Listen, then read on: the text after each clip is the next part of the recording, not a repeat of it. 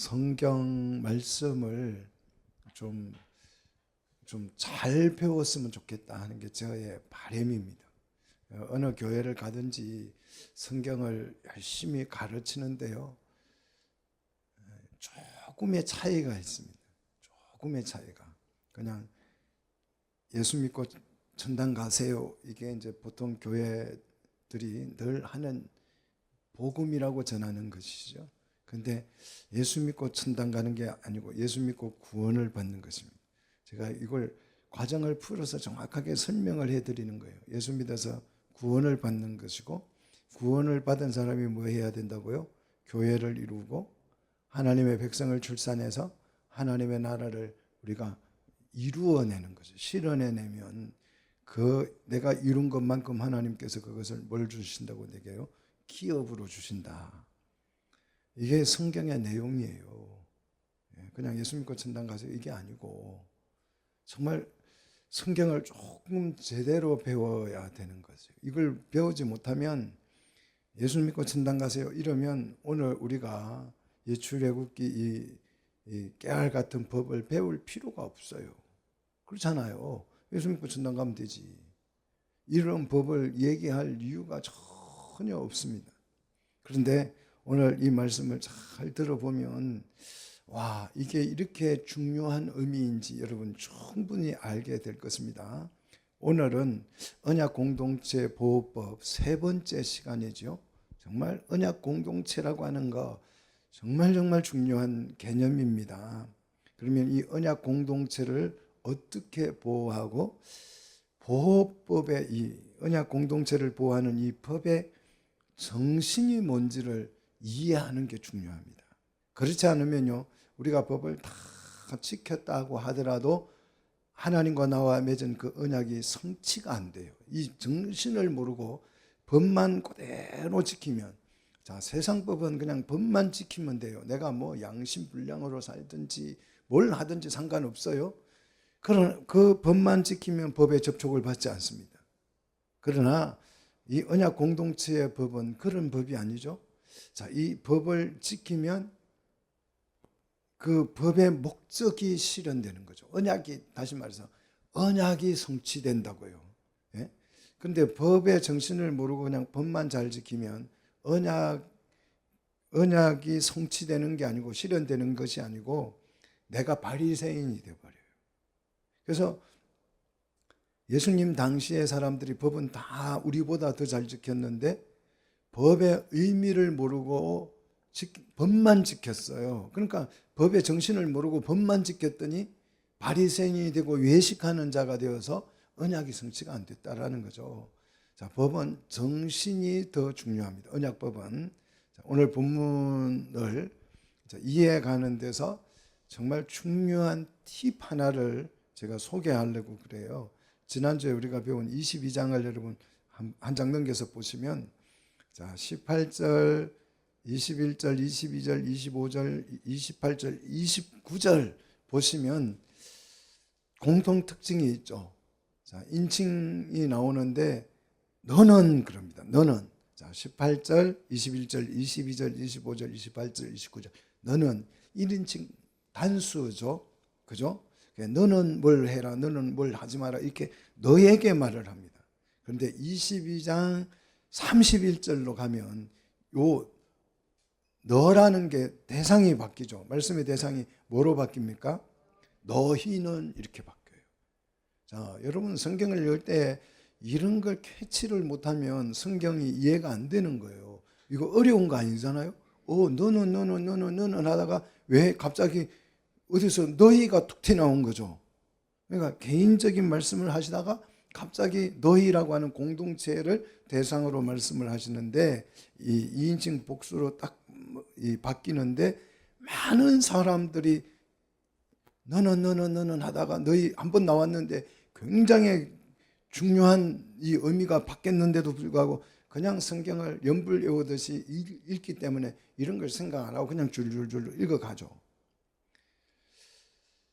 한글 번역으로 성경을 했던 사람들도 이런 걸 정말 이렇게 중요한 개념을 놓쳐요. 그래서 31절 보면 너희는 내게 어떤 사람이 되라고요? 거룩한 사람. 자, 거룩한 사람이니까 단수예요, 복수예요? 단수죠. 너희는 거룩한 사람이 되라. 이거 단수로 쓰면 안 되죠. 너희는 거룩한 사람들이 되셔라, 되라, 이렇게 말을 해야죠. 이걸 놓친다, 이게 성경학자들도 놓친다 이 말입니다. 근데 원어를 보시면 정확해요. 너희는 거룩한 사람들이 될지니, 이렇게 말씀을 하고 있습니다. 자, 지금 이제 이게 뭘 얘기하냐 그러면 개인의 언약을 보호하기 위해서 개인에게 주셨던 말씀에서 뭐로 넘어가는 거예요?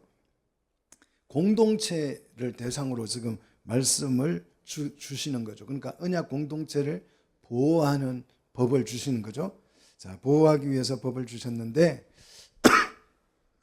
성도가 언약 공동체, 이 공동체를 보호하기 위해서 성도가 해야 할 일이 있습니다. 여기서 거룩한 사람이 될지니 할 때 거룩한 사람들이 될지니, 요 거룩한 사람들을 우리는 두 자로 뭐라고 불러요? 성도라고 부르죠. 그래서 성도는 이걸 한자로 바꾼 거예요. 거룩한 사람들을 한자로 바꾸니까 거룩할 성자에 무리도예요. 너희 단어면 거룩한 무리라는 뜻이죠. 그래서 성도라는 말은 이 자체가 복수형입니다. 그러니까 성도들이 이렇게 말하면 사실 안 되는 거죠. 성도 자체가 복수니까. 예, 그런데 우리는 이제 이게 성도가 그냥 한 개개인을 말한다고 생각해서 그냥 성도들이 이렇게 습관적으로 하게 되는데, 성도라는 자체가 이미 복수형입니다. 자, 이 언약 공동체를 보호하기 위해서 성도가 해서는 안 될 일이 있다는 거죠. 해서는 안 될. 자, 언약 공동체 안에서 이제 군중이에요. 개인이 아니고 군중이 모여서 해서는 안 될 일이 있는데 그걸 하지 말라. 히브리어는 로라는 단어인데 부정어로서 이게 명령문에 쓰일 때는 금지를 뜻하는 것입니다. 그리고 하나님의 이 명령을 강조한다는 뜻이에요. 그래서 로 하지 말라. 로 하지 말라. 이게 아주 강력한 금지어입니다. 뭘 하지 말라고 그러냐? 거룩한 사람들이 언약 공동체를 보호하기 위해서 해서는 안 될 일이, 첫째가 거짓된 풍설을 퍼뜨리지 말라는 거예요. 자, 혼자 있으면 내가 소문을 내 혼자 내고 할 필요가 없잖아요. 공동체 안에서 말하는 거예요. 공동체 안에서 거짓된 소문, 또 보고 이런 걸 퍼뜨리지 말라. 악성 류머를 퍼뜨려서는 안 된다. 이러면 공동체가 어떻게 되겠어요? 깨지겠죠. 왜 이런 소문을 퍼뜨리지 말라고요? 왜 소문을 퍼뜨리면 안 된다고요? 공동체가? 거룩한 사람들이 되려면, 믿습니까? 거룩한 사람들이 될지니 했으니까 거룩한 사람들은 이렇게 하면 안 된다는 얘기를 지금 하고 있는 거죠. 자, 그 다음 두 번째는 악인과 연합하여 위정하는 정인이 되지 말라는 거예요. 1절이죠. 악인과 연합하다는 말은 손을 잡고, 자, 위정은 거짓 정언을 금지한다는 뜻이죠. 자, 그 다음 세 번째 하지 말아야 될 것은 다수를 따라 악을 행하지 말라는 거예요. 다수를 따라서. 여기서 다수를 따라서는 이제 그 악을 행하지 말라는 말은 어떤 거짓 막 그런 소문을 퍼뜨려 가지고 다수가 막 쫓아갈 때에 거기에 휩쓸리지 말라는 얘기죠.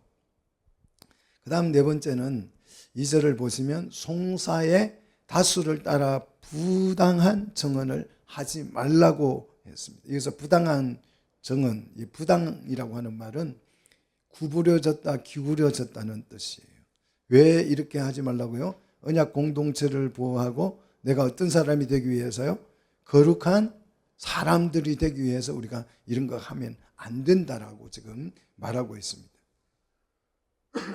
두 번째, 재판장이 언약 공동체를 보호하기 위해서 해서는 안 될 일이 있다는 거죠. 3절이죠. 상대에 따라서 재판장의 얘기예요. 이거는 재판장은 상대에 따라서 법 집행을 편애해서는 안 된다는 얘기죠. 자, 3절 우리 같이 한번 읽도록 하겠습니다. 가난한 자의 송사라고 해서 편백되이 두둔하지 말지니라. 송사가 나오니까 이제 재판이죠. 재판장에게 하는 말이에요. 가난한 자가 이제 재판을 붙었어요. 그러니까 이 사람은 가난하고 불쌍하고 의지할 데도 없고 부족하고 이러니까 좀 봐주자. 이렇게 편애를 해서는 안 된다는 거죠. 자, 성경이 말하는 정의의 개념입니다. 정의의 개념이에요. 약자라고 해서 약자 자체가 선이 될 수 없다는 거예요. 근데 지금 이 세상은 약자니까 무조건 보호해줘야 돼. 그래서 미국에서 캘리포니아에는 약자들이 남은 상점에 가서 10,000원 이하의 빵이나 이런 걸 훔쳐 먹어도 처벌이 안 된다 그래요. 약자를 보호해 주자는 거예요. 세상이 지금 이렇게 이 정도로 흘러가고 있습니다. 근데 성경에 완전히 반대 사상으로 세상은 나가는 거죠. 하나님의 정의 개념은 그런 게 아니에요. 약자라고 편애하거나 두둔해서는 안 된다. 정의를 실현해야 된다. 정의는 누구에게나 정당하게 실현이 되어야 우리가 뭐가 어떤 사람이 돼요? 거룩한 사람들이 될 수 있다 이거예요. 지금 하나님과 언약을 맺은 성도는 목적이 거룩한 사람들이 되는 거예요. 구원받은 사람은 거룩한 사람들이 되기 위해서 재판장은 약자라고 해서 가난한 사람의 송사라고 해서 두둔하거나 편애해서는 안 된다라고 말을 합니다. 자, 그 다음에 재판장이 정의를 실현할 때에 사적 감정을 배제하라는 거예요. 자, 4절을 보십시오. 길을 가는데 원수의 소가 길을 잃어서 헤매고 있어요. 딱 보니까 우리 시골 살면 저 집 소다 이 집 소다 다 알잖아요. 저 집 염소네 이 집 염소네 다 알잖아요. 시골은 그래요. 시골은 다 압니다. 네 집 손지 다 알아요. 근데 딱 보니까 누구 소예요? 원수의 소예요. 그런데 원수의 소는 어떻게 해야 돼요? 아이고 잘 됐다. 그냥 너 소가 딴 데를 가라 해가지고 채찍으로 엉덩이 하나 때려가지고 멀리 도망가게 그렇게 하지 말고 어떻게 하라고요? 그 소를 붙잡아다가 원수의 집에 데려다 주라는 거예요. 여러분 이러면 공동체 안에서 원수가 존재할까요? 원수가 사라져 버리는 거예요. 원수를 그냥 없애버리는 방법이 이 방법이에요. 그렇게 만약에 소를 내쫓아 버리면 이제 복수가 되겠죠. 내 소를 잃었을 때 그 원수가 어떻게 하겠어요? 더 멀리 쫓아버리겠죠. 이 괘씸만 하면서. 그래서 원수가 안 없어지는 거예요. 복수는 원수를 더 강화시킵니다.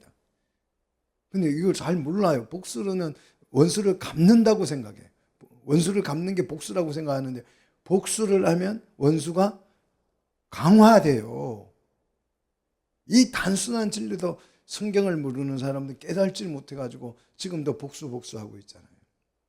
자, 그 다음 6절을 보시면 원수의 나귀가 짐을 지고 가다가 너무 짐이 무거워져서 쓰러져 버렸어요. 그러면 어떻게 해야 돼요? 냅둬야 되겠죠. 원수의 소니까, 소나 나귀니까 그렇게 쓰러져 있다 그냥 잘 죽어라 이래야 되죠. 그렇게 하면 안 돼요. 그 넘어진 소를 어떻게 하라고요? 짐을 풀어서 이렇게 세워주라는 것입니다. 그래서 나귀를 도와주라는 것입니다. 사랑하는 성도 여러분, 하나님의 말씀이 막 감동적이고 짜릿하지 않습니까? 나귀까지 도와주래요. 네? 왜요? 거룩한 사람이 들이되려면 이렇게 해야 그 공동체가 원수가 소멸되고 그 언약 공동체가 거룩한 사람들로 변화될 줄로 믿습니다. 자, 그래서 6절 가난한 자의 송사의 정의를 굳게 하지 말라. 그 다음 7절 거짓 일을 멀리 하라는 거예요. 자, 무지한 자와 어로운 자를 죽이지 말라고 말하고 있어요. 지금 재판장에게 하는 말이죠. 그런데 원어 성경을 보면 이제 여기에서 7절에 보면 왜냐하면 그 이유를 설명해요. 왜냐하면라는 이 접속사가 들어가는데요. 왜냐하면 나는 그랬어. 여기서 나는 누굽니까? 하나님이죠. 하나님은 악인을 의롭다 하지 아니하노라 그랬어요. 이게 하나님의 성품입니다. 믿습니까?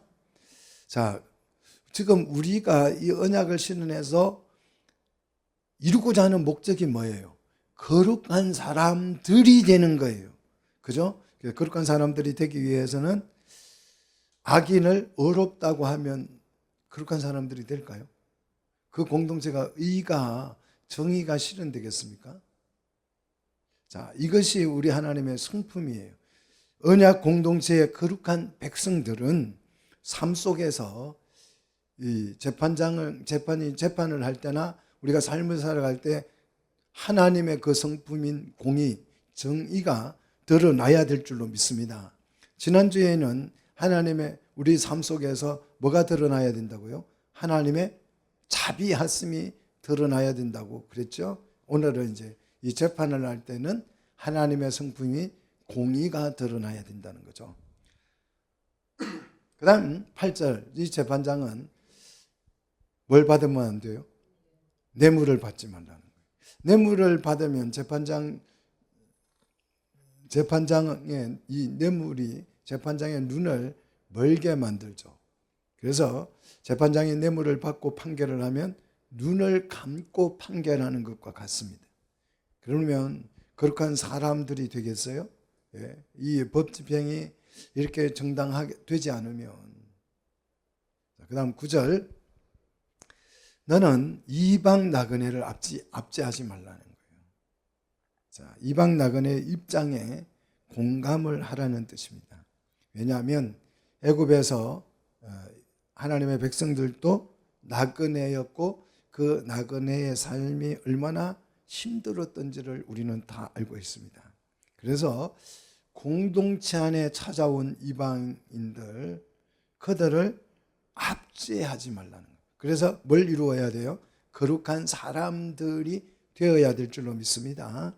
자, 재판장이 공동체를 보호하기 위해서 해서는 안 되는 일을 9절까지 살펴봤습니다. 그 다음 세 번째는 지도자가, 이제 국가 지도자가 언약 공동체를 보호하기 위해서 꼭 해야 될 일을 말하고 있습니다. 자, 꼭 해야 될 일. 자, 그게 뭐냐 그러면 안식법입니다.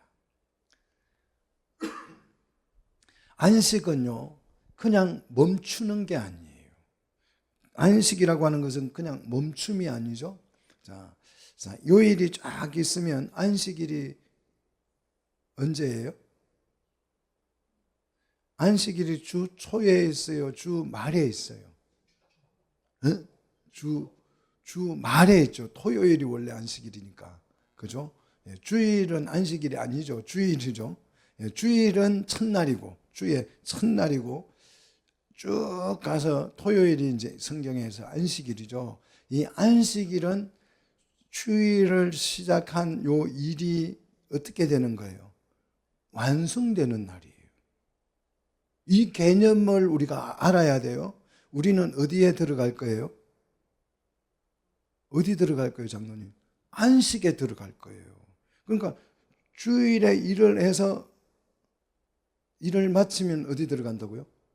안식에 들어간다고요. 이 안식이 뭐예요? 뭘 말하는 거예요? 천국을 말하는 거예요. 샬롬이 이루어지는 거. 자, 그래서 이 안식법은 그냥 멈추는 게 아니고 일에 대한 기념을 의미하고 만족을 의미하는 거예요. 아, 나 일 정말 잘 완수했어요. 만족. 그래서 그 만족감이 나에게 뭘 주는 거예요? 쉼을 주는 거예요. 그게 휴식이죠. 그래서 안식은 사역의 목적이에요. 하나님께서 무슨 일을 했어요? 하나님 무슨 일을 했어요? 천지를 창조하시고 여섯째 뭐 했어요? 오늘 일곱째 날 쉬었잖아요. 창조를 완료함으로써 만족하시고 좋아 잘 만들었어 만족스러워하고 뭐 하는 거예요? 쉬는 거예요. 이 만족이 안 오면 안식이 와요 안 와요? 안 오죠. 이거 아직도 못 맞췄는데 진짜 쉼이 오지 않는 거예요. 우리 하나님이 뭘 하셨어요? 또 창조하시고 뭐 하셨어요? 아니 이거 하나님 한 일도 모른다 이거예요. 우리 성도들이 예수 믿은 지 연차가 얼만데 지금 짬밥이 얼만데 하나님이 천지를 창조하시고 그 다음 하신 일이 생각 안 나요? 예? 하신 일, 쉰 거 말고 하신 일. 이건 뭐 했더라? 하나님 가만히 있거나 창조하고 나서 또 한 일이 한 가지가 더 있다는데 그건 뭐더라? 그거는 창조를 하셨다고 하신 거고 하나님이 또 하신 일. 예? 사람도 만들고 그게 천지 창조잖아요. 그 다음에 하신 일 또 있잖아요.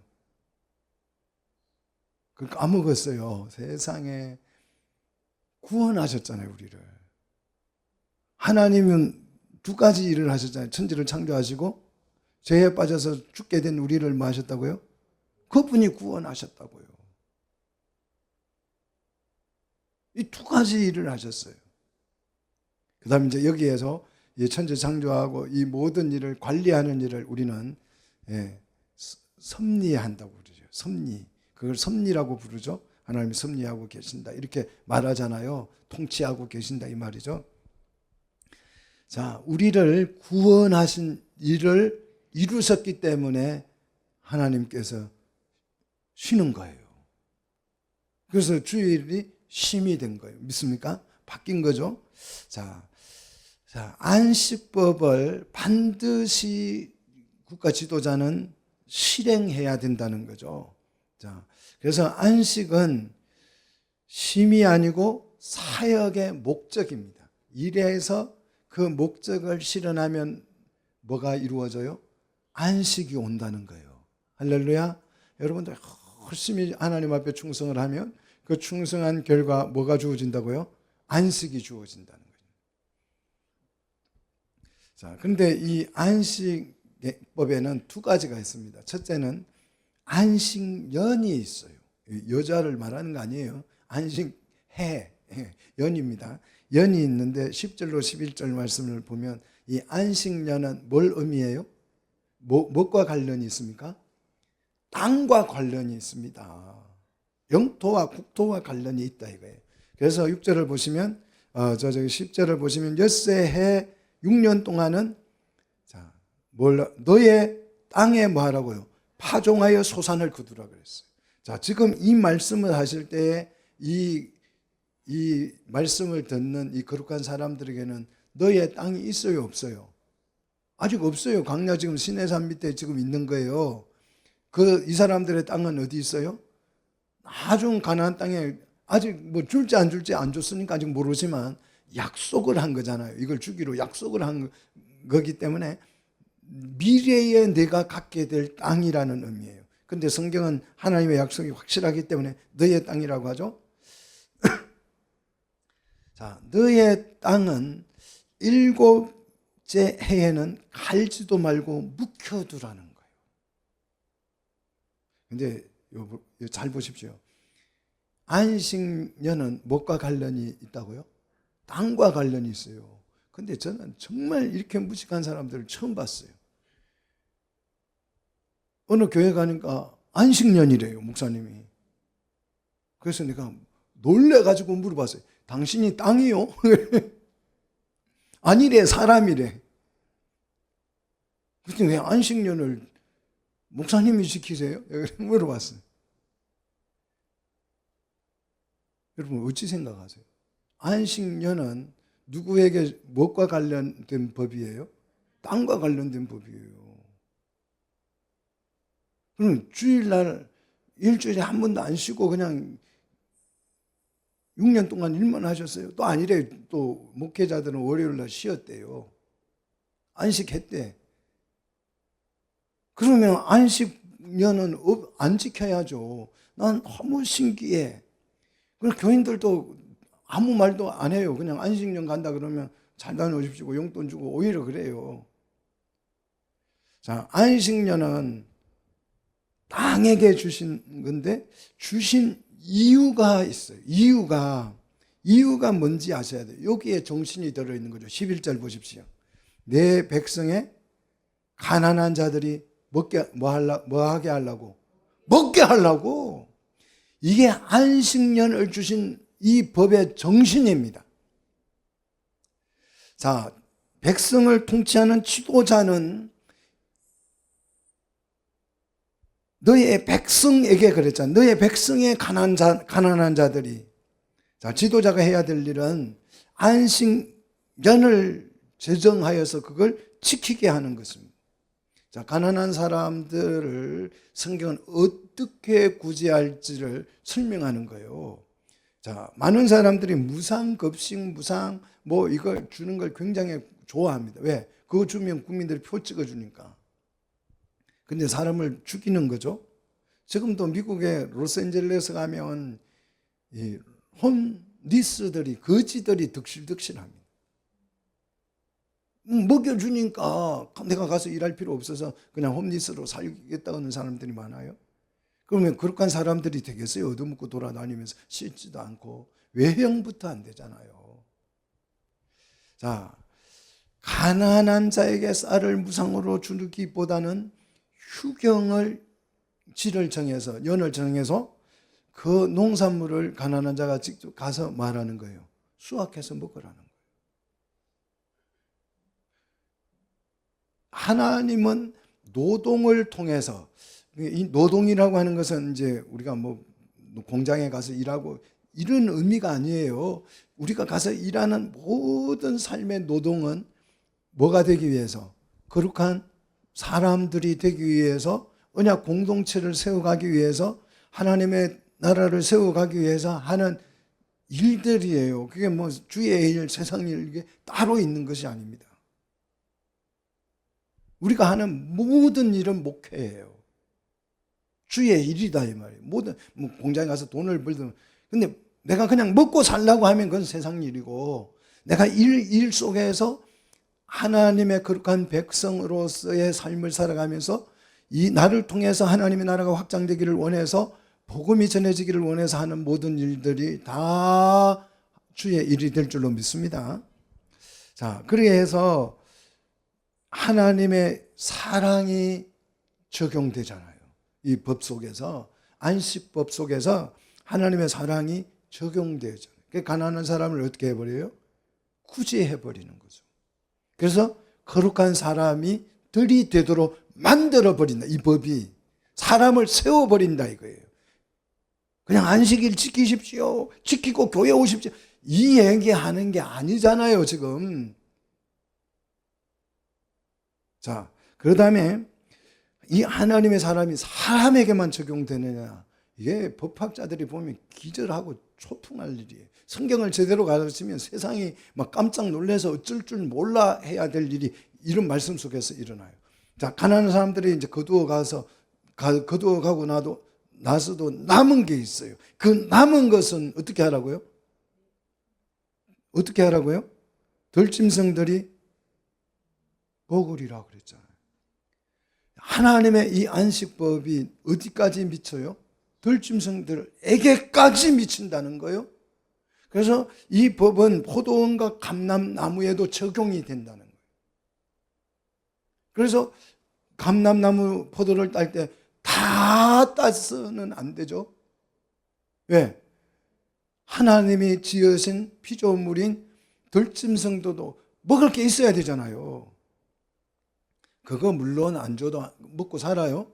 그런데 이 법 속에 뭐가 들어있어요? 하나님의 정신이 들어있잖아요. 사랑이라고 하는 정신이 들어있잖아요. 굶어 죽을까 봐서 다 안 따고 하나 남겨놓는 게 아니고, 하나님이 지으신 그 들짐승들에 대한 나의 뭐가 들어가는 거예요. 이 법을 지킴으로 사랑이 들어가 있는 거예요. 자, 성경이 좀 이해가 막 팍팍 됐으면 좋겠습니다. 자, 그래서 안식년을 통해서 가난한 언약 공동체를 온전히 일으켜 세우고 만들어가는 것입니다. 이것이 안식년을 주신 목적입니다. 자, 그 다음 두 번째 이제 12절이죠. 안식일입니다. 안식일. 이거는 누구와 관련이 있어요? 사람과 관련이 있어요. 목사님은 안식년이 아니라 뭘 지켜야 돼요? 안식일을 지켜야 돼요. 여러분 어디 가서 좀 교회가 어디 가서 누가 그러면 이렇게 좀 교육을 시켜 주십시오. 안식년이 아니고 목사님 안식일을 지키셔야지 이렇게 좀 가르쳐 주세요. 자, 6일간 노동을 하고 7일째 뭐예요? 쉬라는 거죠. 근데 이 쉼의 대상을 또 한번 보십시오. 깜짝 놀랍니다. 이게 언제적 기록이냐 하면 지금으로부터 3000년 뭐 그 전의 기록이에요. 우리나라는 이때 고조선은 있지도 않는 시대예요. 자, 쉼의 대상이 일단은 뭡니까? 소, 그다음 나귀, 그다음 여종, 자식, 나그네예요. 정말 이 법이 너무너무 놀랍지 않습니까? 이게 어떤 세상법이에요. 지금 뭐 동물, 뭐 강아지 보호법 이런 게 나오잖아요. 그죠? 야, 지금 이 2024년에 뭐 이런 법들이 생겨나는데 이미 성경에 이때 뭐 나귀를 위한 법이 있겠어요? 아니 세상에 여러분 나귀를 위한 법, 소를 위한 법을 보셨어요? 그런데 이 안식일이 사람에게만 적용되는 게 아니고 나에게만 적용되는 게 아니고 내 집에 있는 소와 나귀와 심지어 여종에게까지 그 다음에 자식에 이르기까지 나그네에 이르기까지 숨을 돌리라 그래서 12절 이 숨을 돌린다는 말은 세 가지 의미가 있습니다. 일단은 쉼이라고 안식이라고 하는 쉼, 샬롬이 들어있고요. 두 번째는 회복이라는 의미가 들어있습니다. 세 번째는 충전이라는 의미가 내포되어 있어요. 새 힘, 이 의미, 세 개의 의미가 들어있습니다. 자, 안식일은 그냥 쉬는 날이 아니에요. 쉬는 날이 아니고 그 쉼을 통해서 내가 회복되는 것입니다. 회복되어서 새 힘을 얻는 날이에요. 그래서 새 힘을 얻어서 뭐 할 거예요? 일할 거예요. 무슨 일요? 교회를 실현하고 하나님의 나라를 이루어가는 이 거룩한 하나님의 나라를 실현하는 이 엄청난 일을 우리가 하게 될 것입니다. 그래서 이 안식일을 통해서 가정의 통일이 일어나죠. 그죠? 소도 나귀도 여종도 쉼을 통해서 어떻게 돼요? 쉼이라고 하는 이 샬롬이라고 평화라고 하는 틀 속에 이들이 통일되잖아요. 이것이 천국입니다. 그래서 샬롬을 통해서 우리가 같은 언약의 공동체임을 증명해 주는 거죠. 대한민국 사람은 8월 15일 강복절로 지킨다 안 지킨다? 지켜요. 이게 통일성이잖아요. 우리가 같은 민족임을 말하죠. 미국에 가면 강복절이 있다 없다? 8월 15일 쉰다 안 쉰다? 안 쉰다. 다른 나라이기 때문에 그런 거예요. 자, 언약 공동체는 언약에 충실할 것을 이제 명령하죠. 1계명에 대한 충성을 요구합니다. 13절 같이 읽겠습니다. 내가 내게 이런 모든 일을 삼가 지키고 다른 신들의 이름을 부르지도 말며 내 입에 들리게도 하지 말지니라 그랬어요. 주신 말씀, 일은 명령한 말이죠. 내가 너에게 명령한 모든 그 일들을 정말 신중하게 뭐하고 지키고 실현하고 그 뜻이죠. 그 중에서 다른 신들의 이름은 어떻게 하라고요? 부르지도 말며 입에 들리게도 하지 말라. 이것이 우리가 하나님과 맺은 언약이죠. 하나님만 섬기겠다는 언약을 우리가 맺은 거잖아요. 그런데 살다가 보면 이 언약에 불신이 올 때가 있어요. 고난이 오거나 힘들거나 병들거나 그러면 언약이 가물가물해지고 흔들리고 그러면서 마음이 흔들릴 수 있어요. 그럴 때에 오늘 이 1계명을 여러분이 생각하시기를 축복합니다. 성경은 분명하게 말합니다. 우상의 이름을 부르거나 내뱉지도 말라고 경고합니다. 이것은 오직 언약을 맺은 하나님께만 우리가 집중하고 하나님과 맺은 그 언약 관계를 늘 유지할 것을 요구하는 것입니다. 자, 이렇게 함으로써 이것이 하나님 앞에 나의 순결함이고 나의 신앙이 되고 믿음이 되는 거죠. 그래야만이 우리가 뭐가 될 거예요? 거룩한 사람들이 될 줄로 믿습니다. 자, 그 다음에 이제 지도자는 이 3대 절기를 지키도록 해야 된다는 거죠.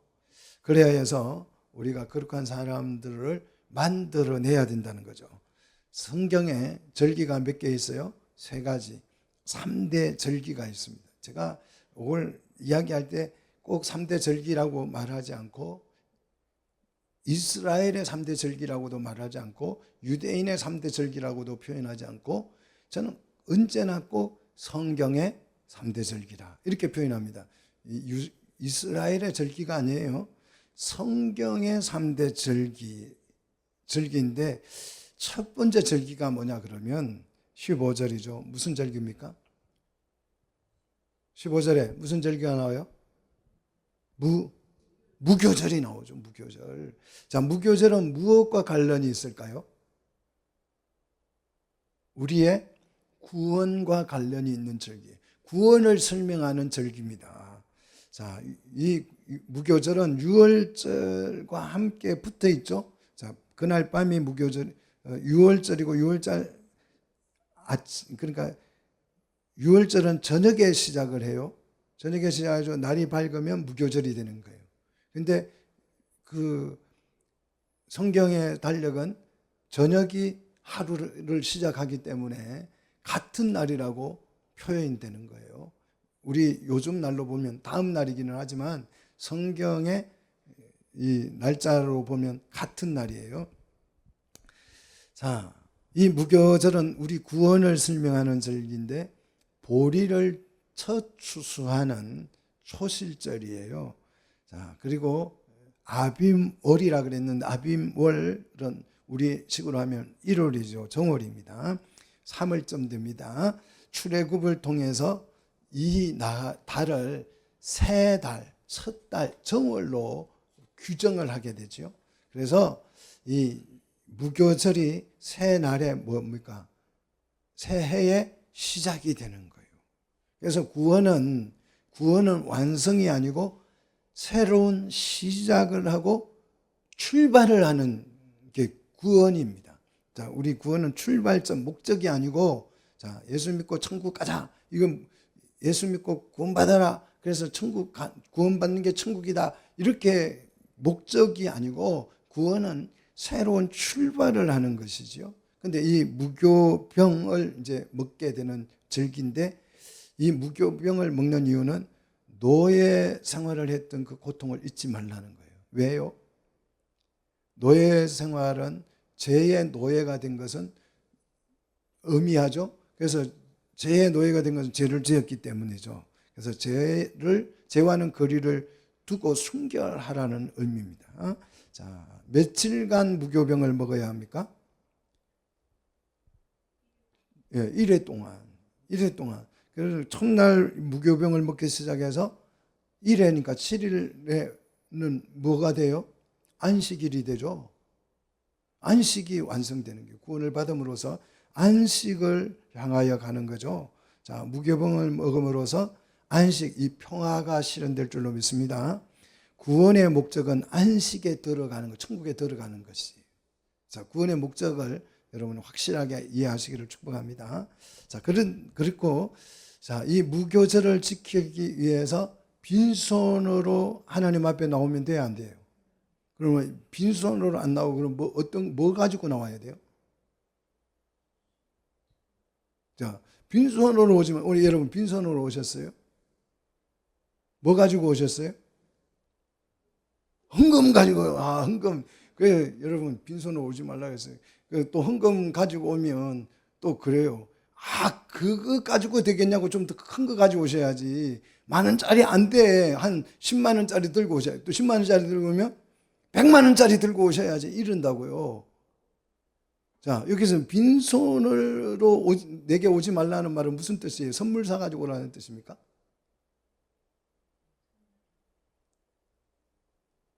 무교병을 먹기 위해서, 그래서 안식에 들어가기 위해서, 구원을 받기 위해서 하나님 앞에 나올 때 그냥 나오지 말고 빈손으로 오지 말라고 그래서 선물 사가지고 오라는 이런 말로 해석을 하시면 안 돼요. 여기서 빈손으로 오지 말라는 말은 내 손에 꼭 뭘 끌고 와라. 나의 죄를 대속해 줄 어린 양을 가지고 오라는 뜻이에요. 그래서 우리가 구원을 받을 때에 누구의 피로 구원을 받았습니까? 어린 양의 피 예수 그리스도의 보혈을 통해서 우리가 구원이 이루어지는 것이에요. 우리 손에는 어린 양이 들러 있어야 뭘 먹을 수 있어요? 생명의 떡인 이 무교병을 먹을 수 있는 거예요. 그래서 예수님이 어린 양이 되셔서 우리의 모든 죄를 씻어주신 줄 믿습니다. 자, 이거 뭐 계속 설명을 다 할 수는 없고 이렇게 간단하게 제가 설명을 하는 거예요. 16절. 자, 두 번째 절기가 뭡니까? 맥추절이죠. 맥추절은 무엇과 관련이 있습니까? 교회와 관련이 있어요. 자, 무교절은 구원과 관련이 있고, 맥추절은 교회와 관련이 있죠. 그래서 77절, 오순절인데 이때는 밀을 첫 수확하는 밀초실절이죠. 자, 이 절기는 수확의 밀을 추수하는 수확의 절기고, 그 수확의 절기에서 밀의 첫 열매를 드리는 것입니다. 자, 그래서 밀은 뭘 상징하냐 그러면 이제 6월절에서 무교절을 통해서 구원을 받은 이 성도들을 의미해요. 이 성도들을 수확해서 한때 모아놓으면 뭐가 된다? 교회가 된다는 것을 설명하는 절기예요. 이렇게 교회가 탄생할 거야 라고 지금 말하고 있는 거죠. 그 다음 세 번째 16절 절기는요, 수장절이죠. 수장절은 무엇과 관련이 될까요? 천국과 관련이 되는 거죠. 그래서 이 수장절이라는 수집의 절기죠. 내가 수고하여 이룬 것이라 그랬어요. 잘 보십시오. 내가 뭐해서? 수고해서. 누가 수고했다고요? 우리가 수고했다는 거예요. 한 사람 한 사람 너라고 말했잖아요. 너가 수고해. 네가 수고해서. 이거는 단체가 아니죠. 우리 각자가 수고를 하는 거예요. 수고하여서 이 수고하여 이룬 거, 이게 너의 일, 너의 수고, 너의 행위, 너의 노동의 결과물을 의미하는 거죠. 자, 구원은 내가 한 것이 아니에요. 누가 한 것입니까? 하나님의 사역이라 그랬죠. 하나님이 구원하신 것이고, 천국은요? 내가 일을 해야 천국이 실현될 줄로 믿습니다. 내가 막 그냥 뻗땡기고 그냥 천국을 하나님 나라를 실현해 가는 게 아니고 그냥 원수를 맺고 그냥 거룩한 사람들이 언약 공동체가 되는 게 아니고 내 마음대로 뭐 그러면 하나님 나라가 될 수가 없는 거죠, 내가. 그래서 이 수장절은 언제 지켜요? 연말에 거두어 저장은. 근데 이 수장절은 추수절이 아니고 무슨 절이다? 저장절이다. 근데 11월에 이제 연말에 우리 추수감사절 하잖아요. 이거는 성경하고는 안 맞는 절기예요. 수장절로 의미를 바꾸어야 합니다. 자, 교회로 성장한 열매를 천국으로 들여보내는 절기죠. 자, 성경의 3대 절기를 통해서 개인이 구원을 받고 구원받은 성도들이 모여서 교회를 이루고, 교회가 세워지면 그 교회가 자녀들을 막 백성들을, 하나님의 자손들을 출산해서 말씀으로 하나님의 백성들을 낳아서 뭐가 돼버릴 거예요? 천국이 실현되어 버릴 것이. 자, 이 추수하는 과정을 통해서 복음의 진리를 몸으로 익히게 해준 거예요. 몸으로. 그러니까 이걸 까먹을래 까먹을 수 있어요, 없어요? 못 까먹어요. 농사진 우리 강 권사님 농사 지으니까 아무것도 모르겠죠. 익힌 게 없잖아요. 근데 어머니는 며칠 날 뭐 심고 며칠 날 어떻게 하고 며칠 날 어떻게 하고 그 다 알고 있습니다. 왜? 몸으로 배웠잖아요. 여러분, 이 복음은 몸으로 익히셔야 될 줄로 믿습니다. 이 절기를 모르면 성경을 모르는 거죠. 자, 복음을 누구나 하나님께서 초등학생도 이해하고 무식자도 이해할 수 있도록 몸으로 익히도록 3대 절기를 통해서 설명을 해 주셨습니다. 자, 이 3대 절기를 지킬 때 주의할 점이 있어요. 17절 붙어 있습니다. 첫 번째, 모든 남자는 매년 3번씩 여호와께 예배하라는 거죠. 그 다음 18절, 제물의 피는 무엇과 함께 먹어서는 안 돼요? 무엇과 같이 드리면 안 돼요? 유교병에는 뭐가 들었어요? 누룩이 들었어요. 누룩은 뭘 상징해요? 죄. 그러니까 죄를 해결해야 이 절기를 지킬 수 있는 거죠. 그래서 어린 양을 빈손으로 나오면 안 돼요. 어린 양의 목을 끌고 어디로 나와야 돼요? 하나님 앞에 나와서 그 피로. 그 어린 양을 내가 끌고 나오는데 나중 알고 보니까 그 어린 양이 뭐더라? 나의 죄를 지고 가신 주님을 설명하는 거더라. 그래서 막 은혜 받고 구원받았고 난리가 나는 거죠. 이걸 깨닫고 나면. 그 다음 세 번째, 절기 제물의 기름을 18절 아침까지 남겨두지 말. 무슨 뜻이에요? 왜 아침까지 남기면 안 돼요? 다 드리라는 거예요. 남기지 말고 다 드리라는 거죠. 기름을 온전히 하나님 앞에 드려져야 한다. 우리 몸이 온전히 하나님 앞에 헌신돼야 될 줄로 믿습니다. 그리고 남겨두면 다음날 뭐예요? 용도 변경을 하잖아요. 기름 남겼다가 막 이제 또 나물 볶아 먹는데 쓰고 그러지 말라는, 용도 변경하지 말라. 하나님께는 온전히 드려져야 된다는 의미죠. 기름을 아침까지 남겨두지 말라는 말은요, 이 의미를 모르면 안 남겨둔 거에 관심이 많아요. 그 남겨두면 막 나쁜 놈, 남기지 말라 그랬는데 남겨서 하고 막 정죄하고 이런 거죠. 이 의미를 모르면 바리새인이 되는 거예요. 그 다음 네 번째, 토지에 처음 거둔 열매는 19절 가장 좋은 거. 그러니까 11조는 10개 중에 한 개가 아니고 첫 번째 제일 좋은 거예요. 자, 밀을 추수할 때도 그냥 첫 번째 익은 것이 아니고 첫 번째 거둔 것 중에서 제일 좋은 거. 이게 뭐래? 최선을 다해서 우리가 이 거룩한 사람들을 이루어가는, 하나님의 나라를 이루어가는 일에 최선을 다할 것을 말하고 있죠. 그 다음 다섯 번째, 염소 새끼는 어미 젖으로 삶으면 돼, 안 돼요? 안 된다는 거예요. 이건 뭘 의미해요? 이 법 속에 긍휼이 들어있다는 거죠. 그 당시의 우상 종교는 새끼 제물을 드릴 때 그 어미의 젖으로 삶아야 신이 잘 받는다, 이렇게 주장해요. 얼마나 그 젖으로 고급스럽게 그렇잖아요. 젖으로 우유로 삶는 거잖아요. 물 부어서 삶는 게 아니고. 그러면 더 질이 좋아지잖아요. 그렇게 생각하는 게 우상 종교예요. 그런데 하나님의 법은 그게 아니에요. 법 정신은 어미의 젖으로 어떻게 새끼를 삶냐고요. 이게 하나님의 긍휼이고 하나님의 사랑인 줄 믿습니다.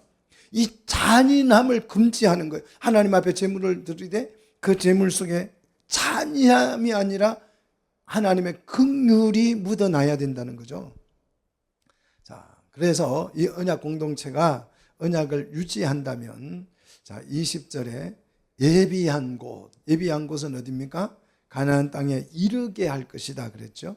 이르게 할 때에 내 사자를 내 앞서 보내서 가는 길을 보호해 주겠다라고 약속합니다. 그 다음 20절, 그의 목소리를 청종하고, 그는 앞에 보내는 사자지요. 사자의 목소리를 청종하고 노엽게 하지 말라. 21절에 그렇게 말하고 있죠.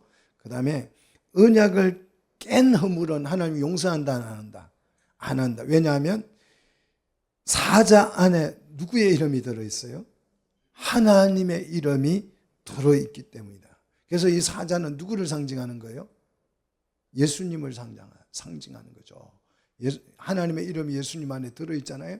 그래서 예수님을 우리는 하나님이라고 부르는 거죠. 자, 22절, 목소리를 청종하고 순종한다면 하나님이 나의 원수의 원수가 되어주시고 나를 대적하는 사람의 하나님이 대적자가 되어주셔서 나를 절대 원수와 대적으로부터 공동체를 파괴하려고 하는 대적 세상으로부터 나를 지켜내실 것이다 라고 말합니다.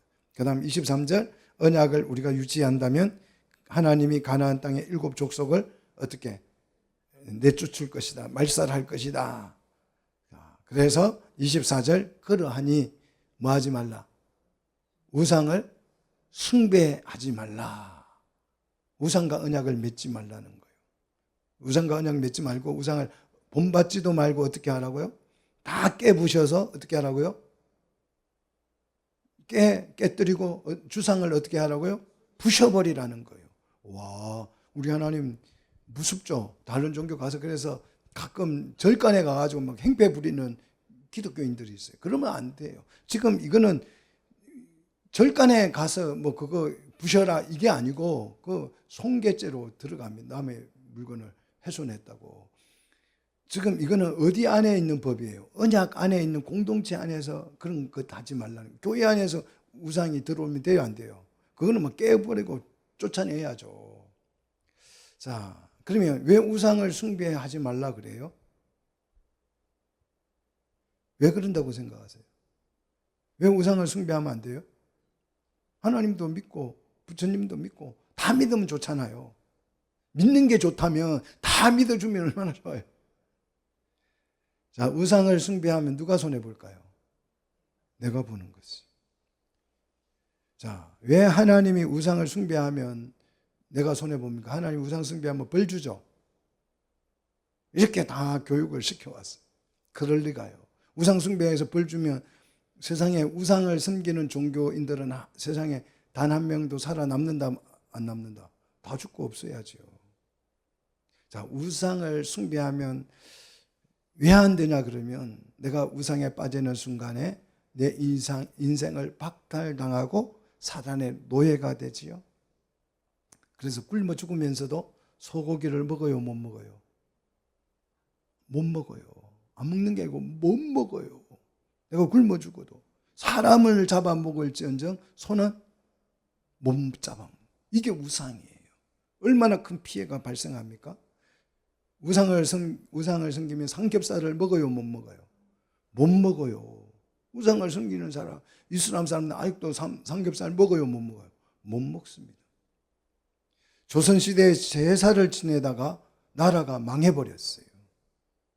또 고대에는 우상 숭배자들에게 자기 자녀를 갖다 바쳤어요.